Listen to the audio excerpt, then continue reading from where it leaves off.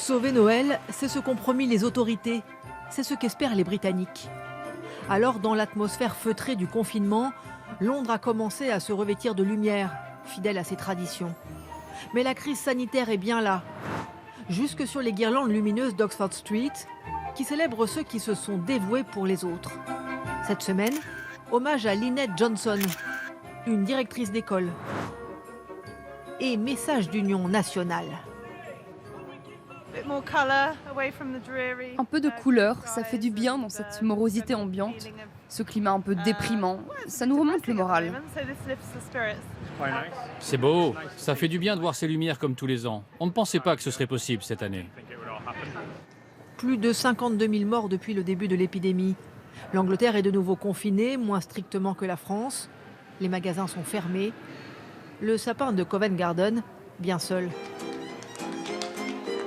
Mais renoncer à l'esprit de Noël n'est pas toujours simple.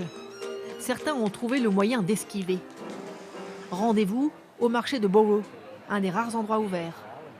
Vin chaud, bière au coin de la rue, pas toujours de masque, pas forcément de distanciation.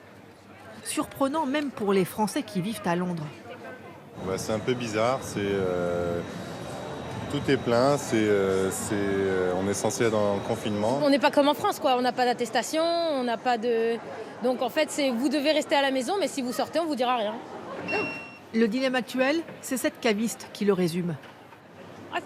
Les gens ont envie de sortir en cette période. Vous voyez, il y a plein de monde et par chance, ils font leurs courses. Le gouvernement britannique réfléchit aux règles qui encadreraient les réunions familiales pour les fêtes. Avec un objectif, éviter qu'en quelques soirées, les efforts d'un mois de reconfinement soient réduits à néant.